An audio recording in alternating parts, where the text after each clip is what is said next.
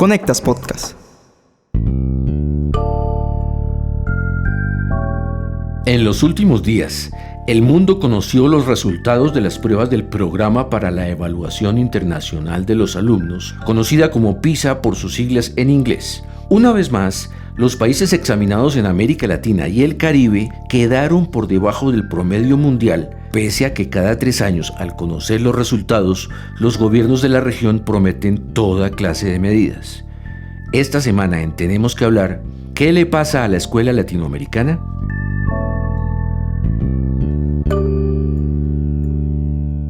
Hola, soy Mauricio Sáenz y les doy la bienvenida a un nuevo episodio de este podcast semanal en el que abordamos diversos temas de América Latina porque tenemos que hablar. Conectas Podcast presenta Tenemos que hablar. El análisis semanal para comprender la actualidad de América Latina, Realizado por la mesa editorial de Conectas, la plataforma periodística con miembros en 19 países de la región. Los resultados de la medición 2022 de la prueba PISA que realiza la OCDE confirman nuestros peores temores sobre el deterioro general de los aprendizajes de toda una generación de escolares, no solo en la región, sino en todo el mundo. Escuchábamos a José Manuel Salazar Cirinach, secretario ejecutivo de la CEPAL. Las pruebas PISA 2022 confirman una realidad conocida. La calidad de la educación en América Latina debe mejorar.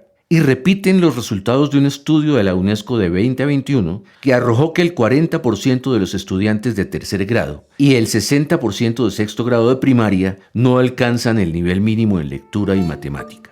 Para hablar de este tema fundamental, me acompaña hoy Grisha Vera, editora de Conectas desde Venezuela. Bienvenida, Grisha. Hola Mauricio, permítame agregar que ese último dato sobre los resultados del estudio de la UNESCO se refieren a la realidad educativa de 2019, es decir, antes de la pandemia. Efectivamente, Grisha, la situación es aún más preocupante. Pero ¿a qué se debe este bajón de la calidad educativa de los niños de Latinoamérica? Más que un retroceso, que sí existe en algunos países, los resultados regionales de esta prueba apuntan a que la calidad educativa está estancada, ya que no hubo mayores cambios en comparación con otro estudio realizado en 2013. Ahora, para empezar a contestar tu pregunta, cuéntame algo, Mauricio. ¿Tú para qué ibas a la escuela? Bueno, pues entre muchas razones, lo principal era para aprender lo que necesitaba para la vida, ¿no? Exacto, y justo eso es lo que se ha perdido. Javier González Quintero, un maestro colombiano con 40 años de experiencia, que además es autor de libros didácticos que se usan en varios países de habla hispana, me explicaba que en la planeación de los contenidos los maestros deben tomar en cuenta distintos objetivos que no se limiten solo a lo cognitivo. En cada clase, el niño debe entender la importancia de lo que se le pretende enseñar y cómo esto le sirve en su vida. Pero de acuerdo con este experto, los maestros están más enfocados en cumplir la malla curricular y los estudiantes en la nota que obtienen. Entonces, ¿cuál es mi propuesta y mi inquietud con lo que pasa con las pruebas que salen y que se perdió y que vamos muy mal? Y le digo yo, claro, porque hemos perdido el rumbo. Nos dedicamos a enseñar como sinónimo de repetir una lección. Muy interesante. Pero ¿qué factores influyen para que el objetivo esencial de la escuela se haya desdibujado de esta manera? Son varios. Por ejemplo, los expertos coinciden en el deterioro en la formación de los docentes. González me comentaba que la educación de los profesores y maestros ya no es tan integral como lo era antes y que este enfoque en la carrera es fundamental para consolidar su vocación. Jaime Correas, exministro de Educación de Mendoza en Argentina, coincide y me contó lo que sucede en su país. Si la calidad de la formación docente, que en la Argentina es muy mala y que se la ha favorecido a que sea mala porque no se la evalúa, no se toman exámenes de ingreso para entrar a las carreras de los profesorados, etcétera, y que ha dado resultados catastróficos. Por ejemplo, en el año 2017, se hizo una evaluación en todos los institutos superiores de la Argentina de formación docente y dio que los alumnos de cuarto año de los profesorados no tenían buena comprensión lectora. Toda esa gente hoy está dando clase. Entonces vos imagínate que si el 40% de quienes ya casi eran docentes, habían pasado por toda la primaria, toda la secundaria, 4 años de un profesorado, no tenían comprensión lectora, quiere decir que el país está en una situación dramática y de alerta roja. De acuerdo, definitivamente es un drama. Los objetivos de la escuela están desdibujados y la formación de los maestros ha desmejorado. Todo esto a pesar de que los países de la región destinan gran parte de sus ingresos justamente a este tema, a la educación. Ese es otro punto importante. Un estudio de la UNESCO publicado en 2021 sobre financiamiento de educación concluye que la región tiene una tendencia positiva a incrementar el gasto en educación como porcentaje del PIB y del gasto público, pero advierte que sigue siendo insuficiente. Sin embargo, Correas me explicaba que más dinero no significa necesariamente mayor calidad si no se mide el impacto de la inversión. Me contaba, por ejemplo, que en Argentina los estados que tienen mayor calidad educativa han disminuido su inversión. No se trata solo de destinar más dinero, se debe evaluar si los programas que se diseñan están siendo efectivos. Definitivamente, si no se está en constante evolución, pues es muy difícil saber dónde están las fallas y qué hay que hacer para mejorar. Sí, por ejemplo, Chile se ha posicionado como el país con los mejores resultados de América Latina evaluado en las pruebas PISA, pero en la última década su rendimiento está estancado, es decir, no mejoran en comparación consigo mismo ni con el promedio de la OCDE.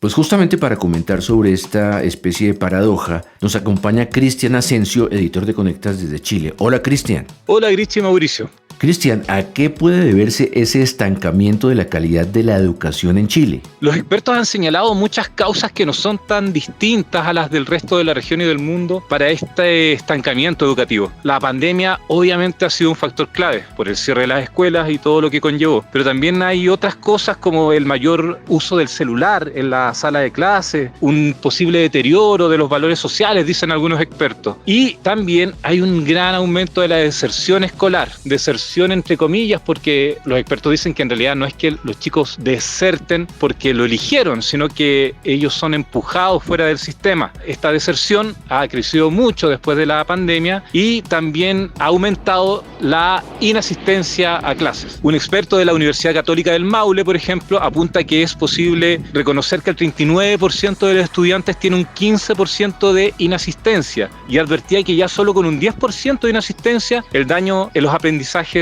es muy importante. Pero en medio de este estancamiento, a Chile parece irle al menos relativamente bien frente a la región, ¿o no, Cristian? Podemos ver esto desde dos puntos de vista. La mitad del vaso medio llena es que a los estudiantes chilenos les fue mejor que al resto de los latinoamericanos, pero en la otra mitad hay algunos antecedentes bien preocupantes. Por ejemplo, en matemáticas, más de la mitad de los estudiantes chilenos no tienen las habilidades mínimas requeridas para desenvolverse con eficiencia en el mundo moderno. En el caso del lenguaje, un tercio de los estudiantes chilenos no tiene las habilidades lectoras mínimas requeridas para desenvolverse con eficiencia en este mundo. Gracias como siempre, Cristian. Chao, Grisha. Chao, Mauricio. Grisha, volviendo contigo, eso que menciona Cristian me parece clave. ¿Qué tanto tiene que ver el cambio en los valores sociales con la calidad académica? Muchísimo, Mauricio. Incluso el exministro de Educación argentino me explicaba que la desinstitucionalización de varios de los países también puede estar incidiendo en la calidad educativa, porque los que obtienen mejores resultados son los que tienen más institucionalizados sus sistemas. Escuchemos a qué se refiere con mayor institucionalidad. Y mayor institucionalidad es que la escuela vuelva a tener un lugar que sea intocable, que esté bien organizada, que tenga las cosas que tiene que tener, que las instrucciones se cumplan, que cada uno de los que interviene tenga su lugar y de alguna manera vivir en un país donde se respeten las leyes, donde la justicia, el poder judicial, el poder ejecutivo y el poder legislativo haya separación de poderes, donde no haya invasión de uno sobre el otro, cosas que conocemos de nuestros países. En la medida en que mejora todo eso, mejora la calidad institucional. Es más fácil explicarle a un chico en una escuela que tiene que respetar al docente si en la vida cotidiana, en la sociedad que él vive, se respetan las jerarquías, se respetan la división de poderes, se respeta una cantidad de cosas. O sea, cuando digo instituciones, digo todo. Digo desde la Constitución, que nos abarque a todo y todo lo que sucede para abajo hasta el funcionamiento de la escuela. Me parece una reflexión muy acertada, fíjate, Krisha. Y al escuchar todo esto resulta que hay muchas cosas que rescatar de la vieja escuela, aparentemente, ¿o no? Es así, sobre todo el objetivo base de la escuela, que es que los niños aprendan, y para eso hay que rescatar varios valores como la exigencia, la disciplina y el orden. Pero también hay mucho que cambiar, Mauricio. Este último experto, por ejemplo, nos invitaba a pensar en la escuela del futuro, una que se adapte a las nuevas dinámicas y necesidades, por ejemplo, el uso de la tecnología. Definitivamente no podemos enfrentar los retos de la educación del siglo XXI con las herramientas del siglo pasado. El mundo ha cambiado mucho en las últimas décadas y los retos ahora son distintos y además cambian permanentemente. Muchas gracias, Grisha. Gracias a ti, como siempre, y un saludo a toda la audiencia. Y a quienes nos siguieron, los esperamos en la próxima edición de este podcast semanal de Conectas, porque tenemos que hablar.